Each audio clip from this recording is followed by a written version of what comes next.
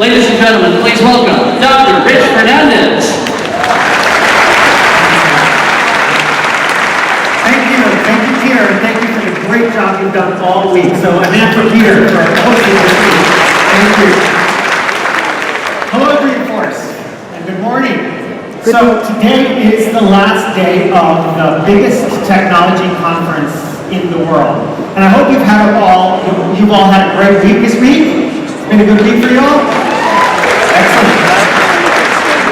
So today we have something very special for you, and I will tell you that it is a little bit different. Today we're dedicating this last day of Dreamforce to mindfulness. What is mindfulness? The art and science of mindfulness, and why is it important? Well, interestingly, increasingly we're seeing in the scientific literature that mindfulness is a way to improve our minds, our bodies, our health, our overall well-being, and even our relationships with others. And so we're really thrilled today to be bringing you this amazing body of knowledge, these amazing practices that we collectively call mindfulness. But let me just preface this by saying what it's not, which is to say I'd like to do a little bit of myth busting in case you're a little worried that this is going to be a little too woo-woo, something that we only do in Northern California. So let me just myth bust a few things for you here. Number one, no incense is required to practice mindfulness. We will not be using any incense. Number two, you don't have to bend your body in any strange ways or contort yourself to practice mindfulness. And number three, you don't have to believe in anything to exercise mindfulness. It's not religious. It comes from timeless traditions. It integrates contemporary science, in particular neuroscience, to help us be our best. And more than anything, it is a skill that you can develop. It's a set of tools and practices that you can adopt by really doing not very much at all, except paying attention and exercising compassion. So we'll explain what that means, and we'll explain how to do this. And importantly, let's just take a moment here to think about why this now. Why are we talking about mindfulness in the largest technology conference in the world? Well, it's a really interesting moment, isn't it? We heard earlier this week that 90% of the data in human history has been created in the past 2 years alone. We live in a hyper-connected, 24/7, always on world. So where within that can we find a moment of pause, a moment to find ourselves, to connect authentically with ourselves and with others?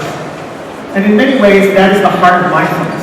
So when we think about mindfulness, I'd like to offer and our speakers today will offer a much more robust explanation about this, but I'd like to offer just 3 simple qualities to consider when you consider mindfulness. So first is the quality of paying attention. Paying deliberate, careful attention, moment by moment, to your experience, to the experience of others, and to the world around you. The second key quality of mindfulness is developing awareness. Developing mental clarity, understanding, and insight into your own experience and the experience of others. And the last quality, perhaps the most important quality, without which mindfulness is not complete, is exercising compassion. Compassion is a verb, and in many ways it really means to act skillfully, to alleviate the suffering of others, and to be of benefit to all. And increasingly, in this world, that skill is something that is absolutely needed. And it's fitting that we talk about compassion and we talk about mindfulness in a conference like this, because as a very visionary and compassionate leader said recently, the business of business is to improve the state of the world. Anyone know who said that? Our dear friend, Mark Benioff. So I couldn't agree more. And to quote Stevie Wonder, who was also here the first day, right? It's not enough to talk about it, we have to do about it. So, today we have a really special lineup for you. As you can see here, we have an amazing group of speakers. And take a note, you know a lot of these people. And note that they come from a wide variety of sectors from our society. We have teachers and authors of mindfulness who've been doing this for over 40 years. We have my friend, an engineer from Google, and the chief technical officer until recently of Cisco Systems. We have Goldie Hawn from the entertainment sector and Donna Karen from fashion and design, and Dr. Larry Brilliant from healthcare. We have a wide representation of amazing leaders who all exercise mindfulness and compassion in their work and in their life, and they're here to share these concepts with you. So, the last thing I want to say to you is that they will share concepts, but mindfulness is something that is very active. Mindfulness is a practice. It's a skill that gets exercised on a daily basis, and that is one thing we're going to want to emphasize with you all today. We're going to give you the experience of mindfulness and invite you to participate in the practice and the exercise of mindfulness in the moment. So to begin that, I want to invite to the stage a dear friend, a teacher of mine, someone who's extremely inspirational, has been teaching mindfulness and meditation for the last 40 years. Every week, over 500 million people worldwide listen to her podcasts on how to use mindfulness and meditation to improve stress, health, and well-being. She's written 2 beautiful books on the subject entitled True Refuge and Radical Acceptance.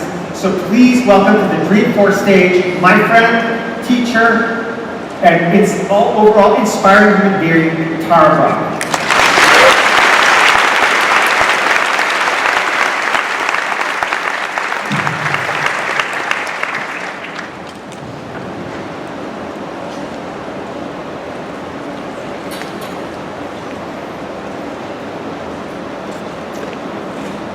It's wonderful to be here. Rich mentioned California, and I thought I'd say I'm from DC, and there's actually a regular weekly class in mindfulness in the White House on Capitol Hill. So we're having more and more activity everywhere. I'm not sure whether the effect is going to be, but we'll see. It's an amazing time in the culture that there would be a gathering like this, and really it indicates this evolution of consciousness. I mean, I think of it as most people are aware that physical exercise is beneficial, is actually essential for our physical well-being. And more in the collective psyche, it's being understood that if we train our attention, we train our awareness, we actually cultivate these qualities of mental clarity, of emotional well-being, really of wisdom and compassion.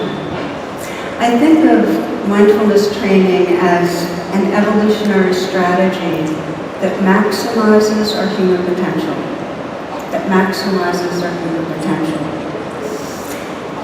I had heard a story recently where mindfulness would have been really handy. There's a group of students, high school students in Montana, and they had 3 goats, and they painted on them. They painted 1, 2, and 4, and they released them into the school. And the admin shut down the school for the day looking for goat number 3. So mindfulness of the moment, what's happening right here, and the useful definition, and Rich really was describing it beautifully. Mindfulness means paying attention on purpose to the present moment and the qualities that really make a difference, and we'll be practicing together, are friendliness, interest, and non-judgment. Now, when we talk about mindfulness meditation here through the morning, we're talking about the formal practices that actually cultivate a mindful awareness. And one of the first trainings that really is at the ground level is learning to pause. I call it the sacred art of pausing because it's quite radical. We're typically rolling into the next moment with our thoughts and our behaviors. And so being able to just stop, being able to settle into what's right here, really interrupts some of our most deepest conditioning and habits. So in the spirit of the day, I thought we'd start with a collective pause. And I'd like to invite you, if you will, this is to help declutter the in-bin, to invite you to just close your eyes for a few moments. This will be our first experiential practice. So closing your eyes. And as you close your eyes, take some moments to feel your body breathing. Just feel the breath. And begin to let the breath become a more long, full, deep breath. So inhale deeply, really filling the lungs, filling the chest. And then with the out-breath, a very slow out-breath. Slowly enough that you can feel the sensations of the breath as it leaves. And then again, a nice deep, full in-breath, so you really feel filled by the breath.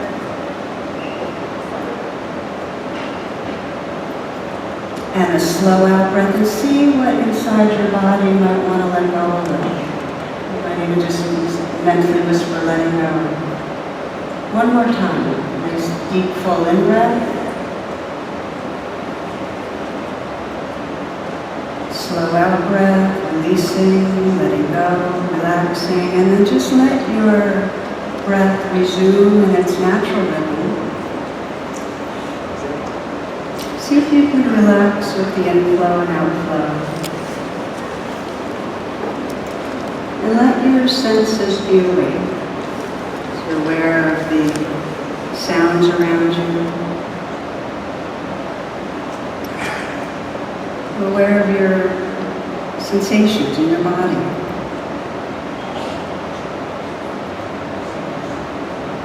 And again, aware of the movement of the breath. And in the most deep way, perhaps, aware of your own presence right now. Just to notice the quality of your presence. Poet Martha Postlewaite says, do not try to save the whole world or do anything grandiose. Instead, create a clearing in the dense forest of your life and wait there patiently until the song that is your life falls into your own cupped hands and you recognize and greet it. Only then will you know how to give yourself to this world so worthy of rescue.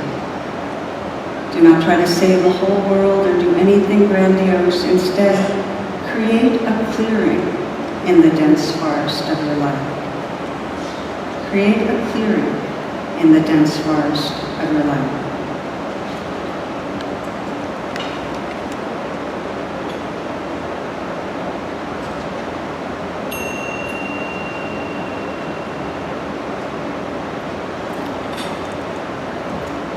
Like to open your eyes, please do. It's so easy to get stressed and feel like we're on our way somewhere else. To have the kind of inner mantra that there's not enough time.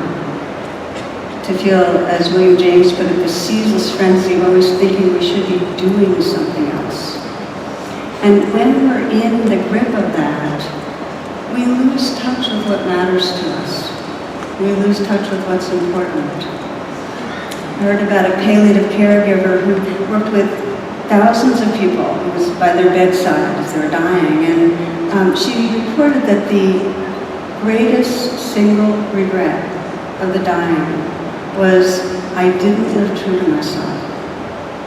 I lived according to the expectations of others, internalized shoulds, but I didn't live true to myself.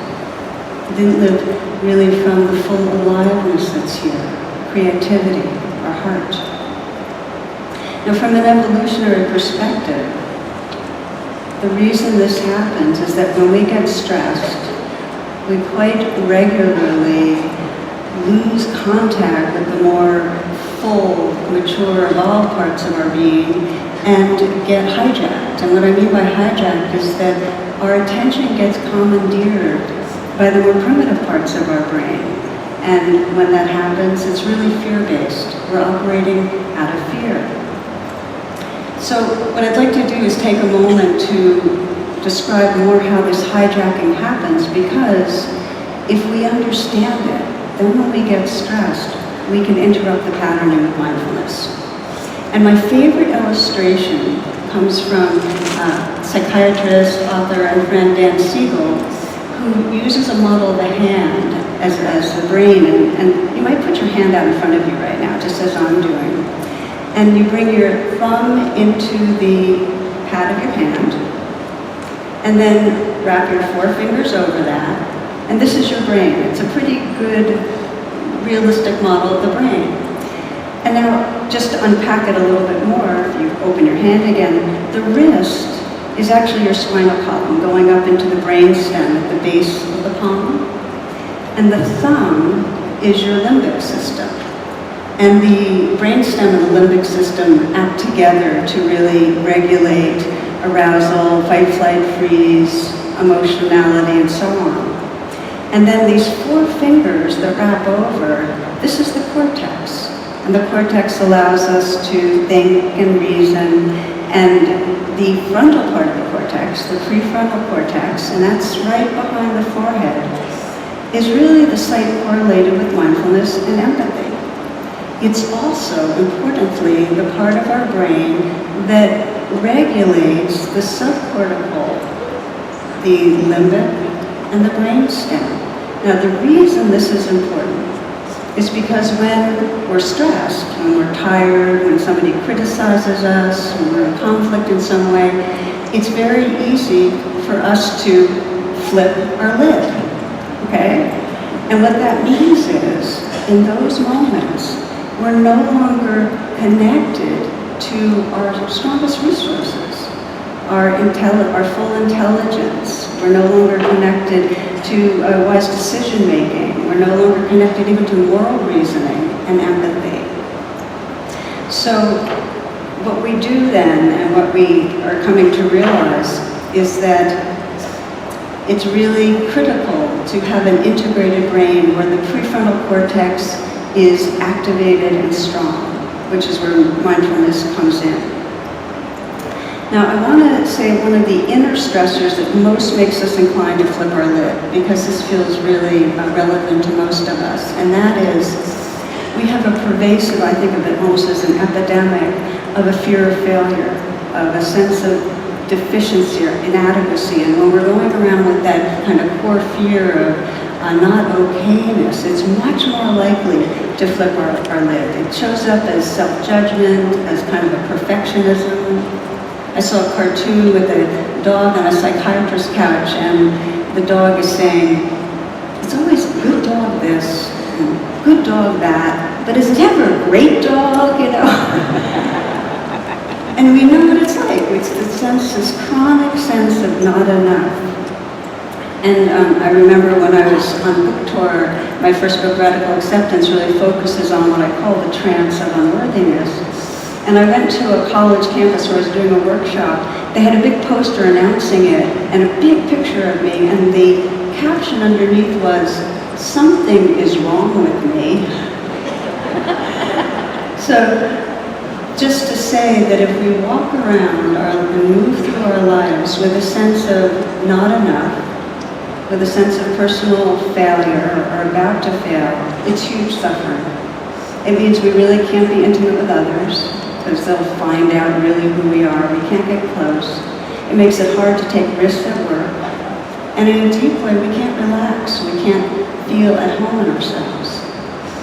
And this sense of not okay is particularly virulent and exacerbated by the kind of culture we live in. Competitive, individualistic. We all have standards we have to meet. It's not like we can just naturally feel a sense of belonging to family, school, work. We have standards to meet. And one of the standards is intelligence. And I think so often of all the children that go through school and are trying to meet the kind of intelligence our culture worships, a very one band of left brain intelligence, and come out feeling stupid because they didn't meet that standard. And then of course there are many other standards, how we're supposed to look, The dominant culture sets the standards and often sets it on the skin color that's superior, what our sexual preferences should be, how our achievements should look. Even in spiritual communities, there are these sense of these standards of how you're supposed to be. I love this little essay. It says, if you could start the day without caffeine or pet pills, if you could be cheerful, ignoring aches and pains, if you can resist complaining and boring people with your troubles, if you can take criticism and blame without resentment, if you can face the world without lies and deceit, if you can conquer tension without medical help, if you can relax without liquor, if you could sleep without the aid of drugs, then you are probably a dog.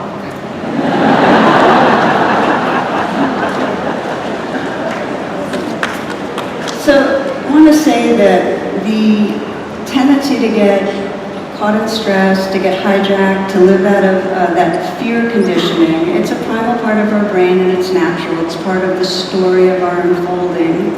And it's not the end of the evolutionary story. And so, just to say, we all have the capacity for mindful awareness. Mindfulness started emerging about 75,000 to 100,000 years ago with the rapid development of mirror neurons and the emergence of this network in the prefrontal cortex.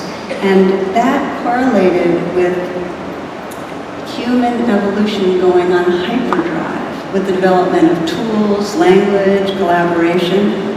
Okay? So what that means is during this period, we humans developed the capacity for a mindful awareness that includes these two wings. And one wing is the wing of being able to witness and see what's happening in the moment. And the other wing is the wing of being able to hold that with kindness, mindfulness, and heartfulness. And neuroscience confirms that when we practice meditation, we actually strengthen these two wings. An example to give you of how impactful they can be is a man who had Alzheimer's and he'd been meditating for 10 years. He was presenting to a crowd of 100 people and he went totally blank. He had no idea what he was supposed to say or why he was there. So what he did was he paused and he put his palms together and he just started naming what he was experiencing. Confused, and then he bowed. Embarrassed, and bowed. Afraid, bowed. Heart pounding, bowed. This went on for a bit and then he finally said relaxing and he bowed.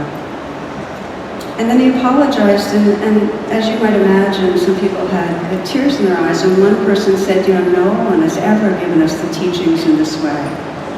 And what had he done? Well, first, he didn't do anything, he paused. Viktor Frankl says that between the stimulus and the response, there is a space. And in that space is our power and our freedom. So he paused, found that power and the freedom to respond differently. And then he began naming what he was aware of, which is a tool of mindfulness to recognize and witness what's here. The shamans say that if you can name a fear, it loses some of its power over you. So he named what he was aware of, and then he bowed, which is a way of saying yes, or saying it's okay, this is reality. It's a wise heart's response to reality. So what I'd like to do is take a few moments and give you an opportunity just to experiment with bringing these two wings of mindfulness and heartfulness to a place of stress in your life. And as a way to begin, again, I'd like to have you close your eyes.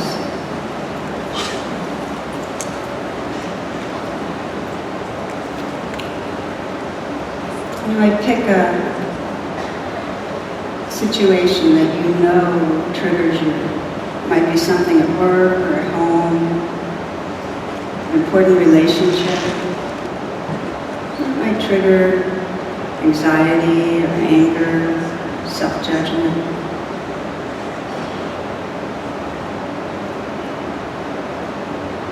And once you have a situation in mind, just as if you're watching a movie, go to the worst part. Go to what's most difficult and just let the frame freeze there. You might sense into, in those moments, what you're really believing. Are you believing that I'm failing, or others don't care? Feeling rejected, that you're about to lose something valuable, health, job, money, relationship. When you're in that stressful place, what are you believing? And feel into your body and sense, what is that experience like in your body and your heart? You might even ask the question, what am I unwilling to feel? Because often it's hard for us to feel into our bodies and our hearts. And this is where we bring the two wings of attention. You can breathe and feel what's here and just begin to name what you're aware of. You might be naming anxiety, you might be naming hurt, fear, maybe squeeze in the chest or heart pounding. And see if as you name what's going on, you can just let it be there. You can say yes to it, just as this man did with bowing. Naming and just letting it be.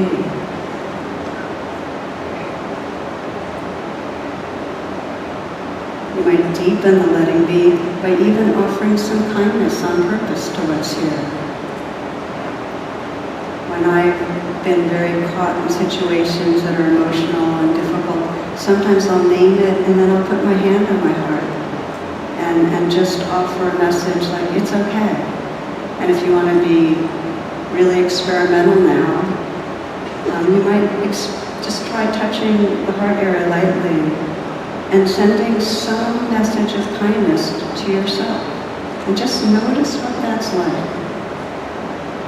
Notice what happens when you're simply naming what's here and offering kindness to it.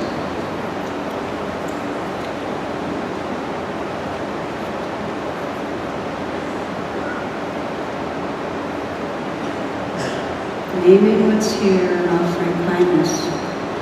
The gift of these two wings of mindful attention are that there can be a shift in our sense of our identity. We can shift from being the fearful self, the victimized self, to really opening into that awareness that's intrinsically kind and open.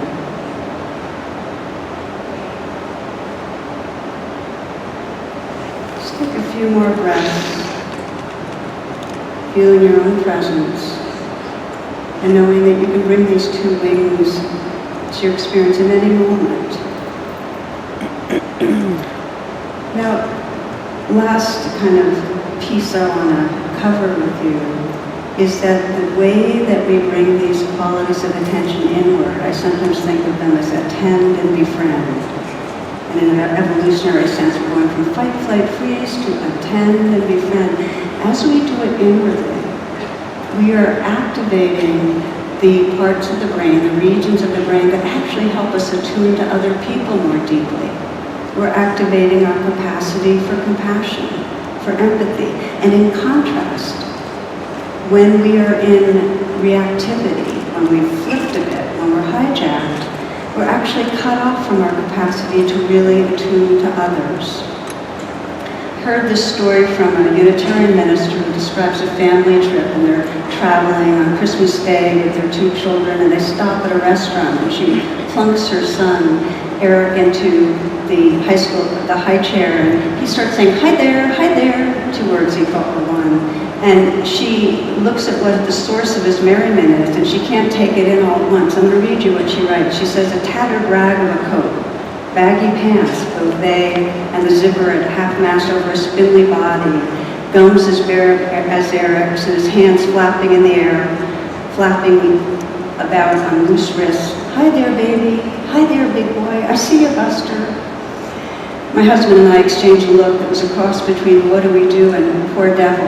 Eric continues to laugh and answer, hi there. Every call was echoed.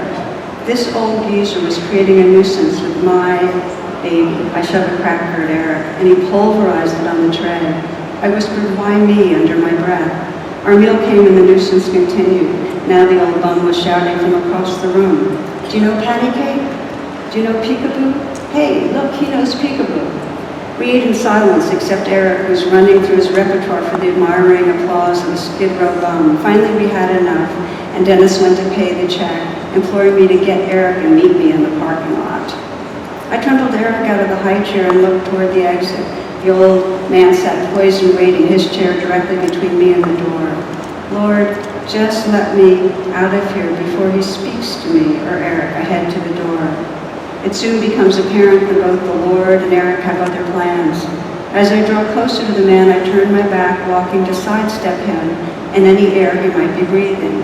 And as I did so, Eric leaned over in his pick-me-up position. In a split second of balancing, Eric was lunging for him, arms spread wide. The bum's eyes both asked and implored, would you let me hold your baby? There's no need to answer. Eric propelled himself into the man's arms. And suddenly, a very old man and a very young baby were involved in a love relationship. Eric laid his tiny head on the man's ragged shoulder. The man's eyes closed, and I saw tears hover beneath his lashes. His aged hands full of grime, he stroked my baby, and I stood awestruck. He said to me, you take care of this baby, and somehow I managed I will from a throat that contained a stone. He pried Eric from his chest, unwillingly, longingly, as though he was in pain. I held my arms open to receive my baby, and again the gentleman addressed me. God bless you, ma'am. You've given me my Christmas gift. I said nothing more than a muttered thanks. With Eric back in my arms, I ran for the car, and Dennis wondered why I was crying and holding Eric so tightly, and why I was saying, my God, forgive me.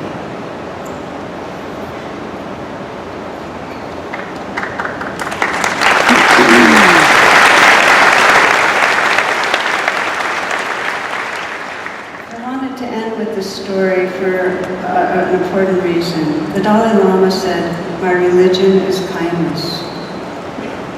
He described compassion as really the hope for our world. And as we practice these two wings of awareness, we wake up, instead of being stressed and seeing others as what I call unreal others, where we really are just seeing their mask, we start seeing the beauty, the vulnerability, and the mystery of who's here.